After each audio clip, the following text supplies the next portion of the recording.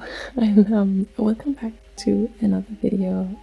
This video we're going to be painting an autumn scene with a very saturated blue sky that nicely contrasts this very orange autumn tree. We're going to be using this Fabriano sketchbook that has a 300 GSM paper. We're also going to be using brushes that are from Artify. And then lastly, the main focus of this video will be me testing out HIMI Gouache. This is the 72 color one, and I believe the color is gold apple green. This was, I think, my second painting using them. I had just done a couple of tests beforehand, and I wanted to see what kind of piece I could be making with only these, and we'll get into more reviews of them a bit later in the video, as well as talk through some of my thoughts and advice for how to use them and just the general experience of it. I've also lately been enjoying making paintings that will go into frames. I might not keep them there forever, but I think it really ups the look of the painting that you just put it in one of these nice vintage frames that I've slowly been collecting over the past couple of years. Like a lot of other creators on Instagram or YouTube, I really enjoy the autumn season, and I think some of the most beautiful artworks are from here just because of how warm and colorful most of them are. If you've been following me up until now, you'll see that I've mainly been painting more foggy scenes with a lot of mist, and I am a little bit afraid of getting too much into the really vibrant colors, and this is the first piece where I really pushed the boundaries for that and tried to go for something that is very saturated, but I figured that trying out the HIMI palette would be a really good ground for trying out doing a lot more vibrant, especially fall leaves and backgrounds. The pieces I paint lately don't have as much of a contrasting color as the one here does, but when I was a kid or just a bit younger, I was always really drawn to these very contrasting colors in autumn paintings with the blue sky and the very red trees. I think it looks really beautiful together, and it just really gives the feeling of those very crisp autumn days where the sun is shining and the trees just look amazing. So for now you've seen me do at least the sky and some of the clouds for this, and you also saw me changing up what it was that I decided to do with the sky. I wanted to initially do a blend of going from the darker sky in the top of the painting and then into a more hazy, sunsetty, whatever it's called, vibe out in the bottom by the mountains. But after having put on the initial paint, I decided that that was a little too much and it didn't quite fit the painting as I wanted, so you saw me change it up a bit, and that is really something that you shouldn't be afraid of admitting while you're painting, that something is just not working out or it did not turn out as you wanted. I very often end up painting over sort of big chunks of my paintings. Here it was like half the sky, other times it's initial background of trees, but most often it will be some sort of background element that didn't turn out the way I wanted, either for colors or just general scenery, I guess. But I've always sort of worked from the background and towards the front and been afraid of painting over behind something that I've already painted. But I'm really trying to get better at just being able to go back in for a rework of something that isn't necessarily in the front of the painting and going around the details of the back. But I've really been able to see an improvement in the overall look of my paintings after I've started to do this a lot more. And of course there's a certain aspect of laziness involved in this. Once you've already painted over a thing like once, twice, or even thrice, you start to maybe want to give up on the piece. That has at least definitely happened to me, but I have also painted over things at least 3 times before, and it's not uncommon for me to do. But once you have that finished piece in your hand and you see that you ended up with something good in the end, you'll be very happy that decided to paint it over. So now we're a bit into the video, and you have seen me work on quite a few different elements of this painting, so I figured now would be a good time to talk about my different thoughts of HIMI Gouache. And I have always been very interested in trying this palette. I think it's a great way for an example, beginner painters who aren't really yet into mixing colors, or if you want to be able to just start piece really quickly without too much thought, or maybe you're very busy and only have a little bit of time and are not confident in your mixing abilities. I always thought that this palette was great for that, and I still think that that is a valid point. But there are also a couple of downsides to the palette, and that is especially if you've been used to painting with higher quality paints, because of course the reason why they're able to give us these great palettes with a lot of different colors for a very cheap price is because that there's a little less pigment in the paint compared to some other brands, which makes some art styles or processes a little harder to do than with other paints. If you have seen, well, actually first let me go into some more of the really positive parts of painting with this, apart from the great variation and what I just described earlier. Another thing that I have found really great with the palette is that the colors blend very nicely together. You saw it when I was doing the initial sky, how sort of easily I got to cover up the very large amount of orange and pink that I had added, and it was very easy to put some blue on top and some white on top and basically cover it all. And also along the lines of this, if you have seen my sort of process of how I paint bushes and trees, that initial blending layer that I do when I put the dark and medium colored layers together and blend them was very easy to do with the HIMI Gouache paints. Just blending things together with a damp brush after having put the paint down on paper. Yeah, that was really easy to do.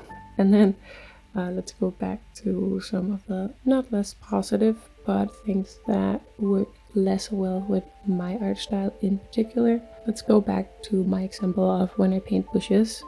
So while HIMI is really great for doing that initial layer and blending the colors together, what gets really hard with the pigment of these paints is to get those very, very fine details on the top of darker paints. I've never been good with watercolors, slowly going from light to dark. I don't plan out my paintings well enough for me to be able to know that I need this to stay light so that I can have my highlights here. They come in later, as I do with both grass, bushes, trees, whatever. I like to be able to just paint in the highlights at the end, and that gets really hard if you're only using HIMI Gouache, because those lighter colors will not go on top of the darker ones. And in this painting you will be able to see it very clearly in the finished tree, especially if you compare it to how I normally paint trees. So my overall advice for you, if you're considering getting the HIMI Gouache paint, is do they work with your art style? They do not work with my art style and like the process of how I like to paint. They are definitely possible to paint with. You can see I painted this piece and I follow some amazing artists. I'll put their names on the screen here, who mainly use HIMI Gouache paint, and because of the way they paint, it works a lot better for them. There are also the consideration, if you have been painting before, maybe if you come from painting with acrylics, this will be a little harder to work with, but if you have practiced watercolors, it might come a bit easier to you to do it this way. I still think it's a very valid set for someone who do not want to get into color mixing just yet, or just need to have all of the colors ready when painting if they don't have a lot of time or anything along those lines. I did still recommend this set to a good friend of mine who wanted to get into painting but was not going for learning anything deeper in color theory or wanted to blend the paints. She just wanted to be able to create something after coming back from work in a very short amount of time. What I did suggest her, and I will suggest this as well for you, is that if you get it, I would probably get a larger white tube of paint, maybe also yellow if you want to use that a lot, from a different brand. You will probably be running out of at least the white pretty early either way, so it's nice to have an extra. And then if you do have that higher quality white, you'll be able to mix it with the HIMI colors and use that for highlights. Of course, they won't be as vibrant as like the red you can see in my tree. I wouldn't be able to make very fine small dots with that, but if you want details, that is an option for you that I would still suggest. Alright, this is editing me coming back to you after realizing I forgot to mention a couple of things. So even though there are a lot of colors in this set, I just want to say that for me, I ended up mixing almost all of my colors anyways and not using many of them in their raw form or whatever you call that. And with this as well, I can definitely see that some of the colors in the set I would be done using very quickly, while there will be a lot of other colors that I will barely ever touch, since my style is often in the same sort of realm of colors. Just from the couple of paintings I've painted by now that are also slightly different in their color palettes, I've been using just about, I don't know, less than 2 handfuls of colors out of these 72 colors. And then another thing is that autumn now, and autumn often calls for, you know, the more warm color tones, and those are often the ones that painting brands have trouble getting more pigments into. I believe that when we get to like spring or summer, where there are a lot more cooler toned colors used and foliage and such, I will probably go back and reevaluate how well you paint with like the greens and blue of this palette, since I've obviously been using mostly the warm colors. So just also keep that in mind. If you only paint with cool colors and not so much the warmer colors, you'll probably have an easier time with the pigment issue. So again, there are a couple of different things to think about before getting the HIMI palette.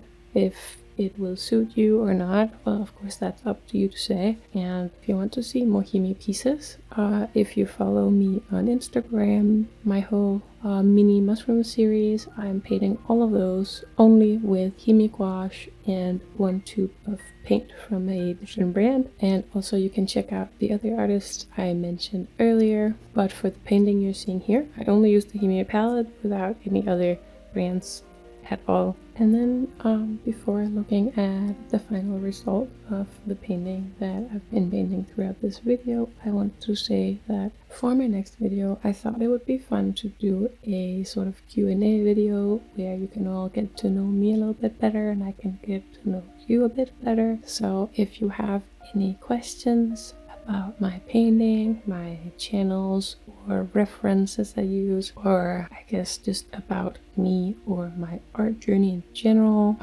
which feels kind of fun saying, but feel free to ask anything you're wondering about. Leave it in the comments of this video and I will include it in the next video. And of course you can also feel free to suggest what sort of painting you'd like to see in the next video as well. It won't be a tutorial.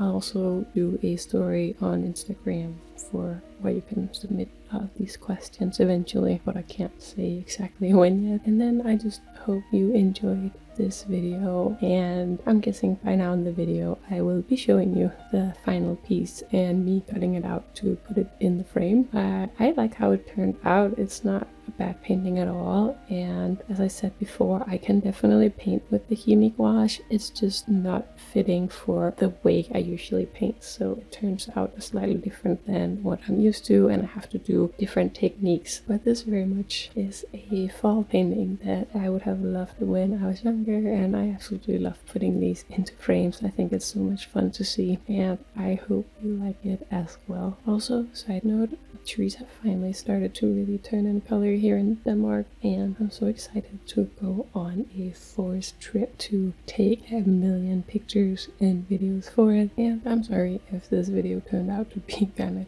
chaotic. I have not been reading from a script as I get very stiff in trying to do so, so I'm trying to do this a little more fluent, and you'll just sort of hear my thoughts as they come. And if you have any other questions about the HIMI Gouache that I have forgot to mention, or if you're curious about anything, please also feel free to ask that. I will answer that in the comments and not just in the next video. So I hope that I explained this somewhat reasonably and that you are better equipped to make a choice about whether or not the HIMI palette is for you. But of course, if there's still some confusion, you can always feel free to ask me more about it. I might have forgotten something or not thought about something, so feel free to reach out to me either on YouTube or on Instagram, and I'll try to get back to you as soon as possible, because I really don't want anyone to waste their money on buying paints that aren't for them. Yeah, I will link all of the products that I used in the video down below. If they are from Amazon, they will be affiliate links. Otherwise, I will just try to find whatever store has them and link them for you. So leave any questions for the Q&A down below, and make sure to subscribe if you want to know when the next video is coming out, and check out my other videos if you want to learn how to paint grass or a couple of different flower bushes or my previous autumn painting. I will be signing off now. I hope you enjoyed the video, and I will see you next time.